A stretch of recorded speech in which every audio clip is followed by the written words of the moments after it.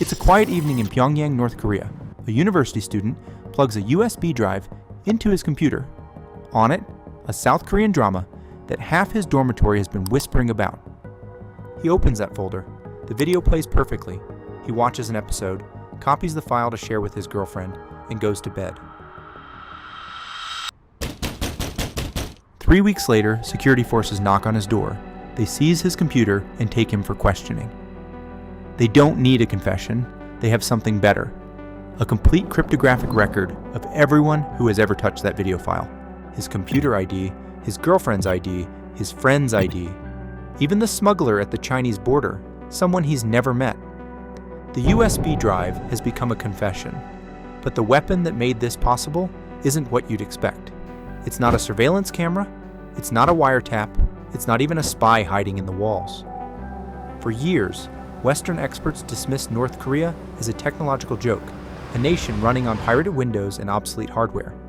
But in December 2015, two German security researchers stood before one of the world's largest hacker conference and revealed something that shattered that assumption. They had obtained leaked software from inside the Hermit Kingdom. And what they found wasn't a crude imitation. It was a weapon, code so sophisticated that it turned every computer in the country into an informant for the state. But how? How does a file remember everyone who's touched it?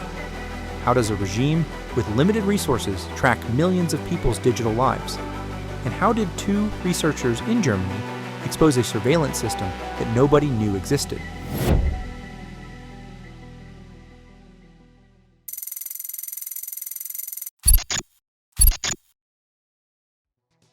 In early 2015, something unexpected appeared on a Russian torrent site. A complete copy of North Korea's indigenous operating system had leaked. Someone finally brought a copy past the border. Security researchers Florian Grunau and Niklaus Schiess downloaded it immediately. The first boot was surreal. The interface was stunning, a near-perfect replica of Apple's Mac OS X, complete with sleek dock and polished icons. For a regime that regularly condemned Western imperialism, the aesthetic choice was striking. But they weren't interested in how it looked. They wanted to know what was running underneath. They began a forensic audit, a deep technical autopsy of every piece of code. They decompiled binaries, which means reverse engineering the software to read its hidden instructions. They analyzed network traffic, traced background processes that users would never see, and examined every corner of the system. What they found beneath the surface was so disturbing that it became one of the most anticipated sessions at the 32nd Chaos Communication Congress in Hamburg. In front of thousands of the world's elite hackers, they were about to expose the wet dream of a surveillance state. By December 2015, standing before a packed auditorium, they were ready to reveal their findings. But first, they needed the audience to understand the problem this system was designed to solve. Actually, you kind of want to know how do they build their operating system. Like it's a surveillance mess, I would say, a privacy nightmare.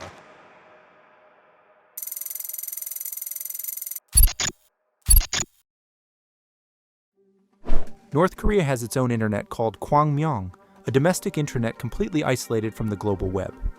Citizens cannot access Google, YouTube, or any foreign site. The regime built digital walls.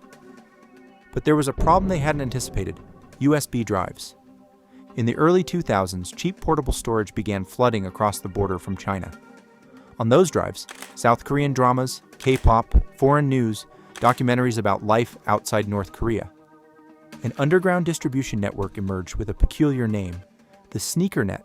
Data traveling via someone's sneakers, physically carried person to person rather than transmitted online. A USB stick might cross the Yalu River from China, get sold in a border town black market, then travel hand-to-hand to Pyongyang. One drive could expose hundreds to outside information. For a regime entirely dependent on controlling information, this was existential. The ideology of Yushe, self-reliance, extended to the information space. Citizens were supposed to receive their worldview exclusively from state sources. But when security forces, specifically a task force called Group 109, raided homes and seized USB drives, they faced a critical problem. They could catch whoever was holding it, but they had no way of knowing where it came from. Who was the original smuggler? Who else had watched these files? What was the distribution network? A physical file has no history. It's anonymous by design, until the regime found a way to change that.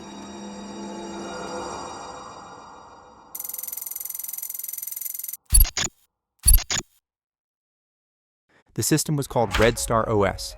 Developed by the Korea Computer Center, the regime's premier IT research institute in Pyongyang, it was officially pitched as achieving software sovereignty, independence from foreign operating systems that might contain American backdoors. But Grunau and Schiess discovered the truth was far more sinister.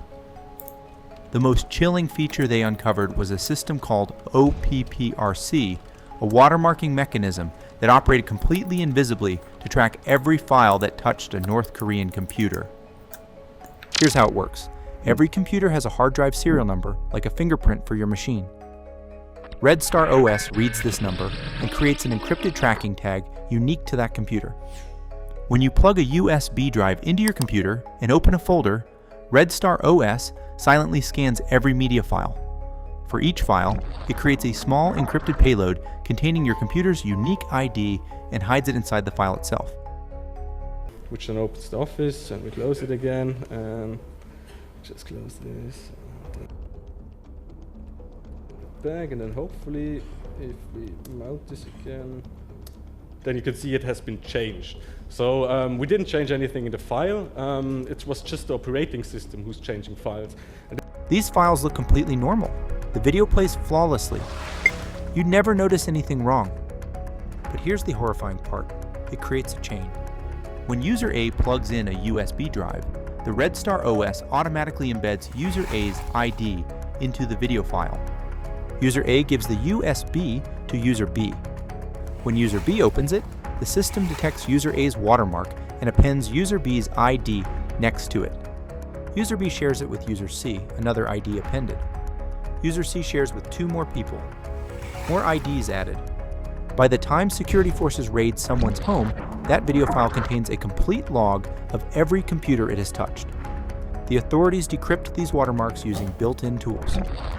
Suddenly they have a complete map, the smuggler, everyone who watched it, and the social connections between them based on watermark order. You're betrayed not by testimony, but by the file itself. Even if you delete it, every copy on other devices still contains evidence of your involvement.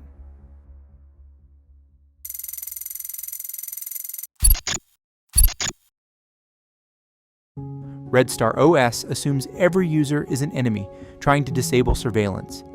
At the core is a kernel module called RT-Scan. The kernel is the operating system's foundation, the layer that controls everything. In normal systems, administrators can control virtually anything. Red Star OS breaks this rule.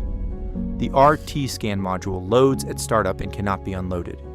It acts as the regime's invisible shield, hiding surveillance demons from the user and protecting critical system files from any modification. Open Task Manager and you'll see your applications, word processor, browser, music player, but you won't see the agents working in the shadows. The kernel filters them out. Invisible to the eye, OPPRC silently brands your files with watermarks, while its partner, SCNPRC, hunts for forbidden content. To do this, SCNPRC relies on a hidden database called ANGE, meaning fog. This isn't a list of computer viruses, it's a hit list for ideological viruses. It contains the digital signatures of South Korean dramas, Bibles, and prohibited keywords, allowing the system to flag anything the state deems subversive. It's like they are checking documents, and if those documents match those patterns, for example, governments don't want these files to be distributed within the intranet of North Korea, then it just deletes those files. The most extreme measure, if you tamper with surveillance programs, a watchdog called SecurityD detects it instantly using checksums, digital fingerprints that detect changes. The response is brutal: immediate reboot. Most times an infinite reboot loop, continuously restarting without loading the desktop. Your computer becomes a brick, all files inaccessible until you reinstall everything, wiping all data. Once KDM is saying reboot the system, it's going to check it again if it's rebooted and sees like it's still tampered with, and it's rebooting again and again and again, and then your system is basically dead. The surveillance extends beyond desktops. North Korean smartphones like Arirang or Ulam Tablet run modified Android with similar features. The most disturbing, random screenshots of everything you do stored in a hidden folder you cannot delete or access. A pre-installed app called Trace Viewer lets anyone, especially inspectors, browse this visual history. You know your phone records everything. You know security forces can see it all during random checks. You cannot erase it.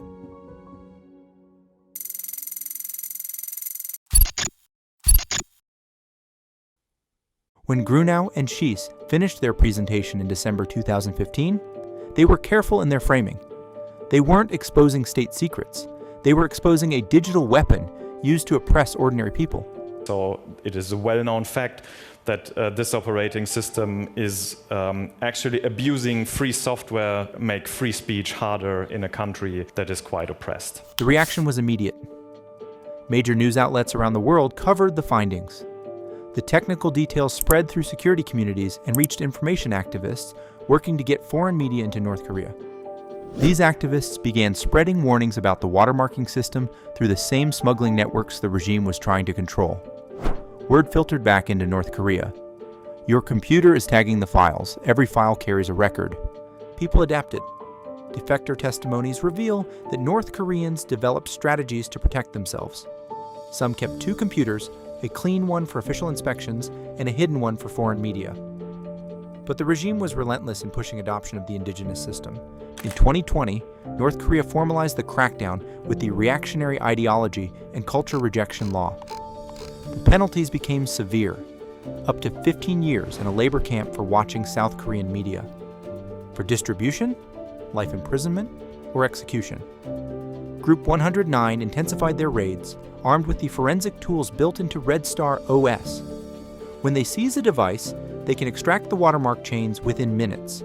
No interrogation needed. The metadata tells the whole story. North Korea responded to the exposure by continuing development.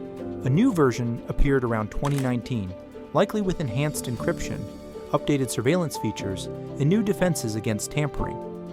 The encryption keys for the watermarking were almost certainly rotated. The obfuscation techniques improved. What the researchers revealed was profound. Red Star OS is a blueprint for digital authoritarianism. It demonstrates how open source software, created with ideals of freedom and transparency, can be weaponized for oppression. The system solves 3 critical problems for an authoritarian state. Attribution, tracking who created and shared forbidden information through watermark chains. Scale, automating censorship that would require armies of human monitors. Tamper resistance, making it nearly impossible to disable surveillance without destroying your own data. The student from our opening story isn't just a hypothetical. The system built by the Korea Computer Center has fundamentally changed how citizens can interact with the outside world.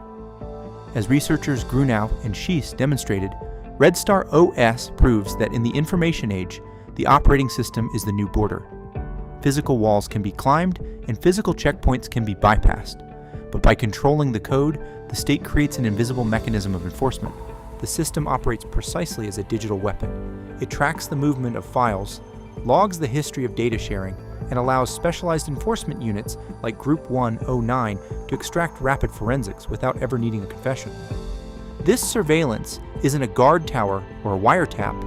It is a silent demon running in the background.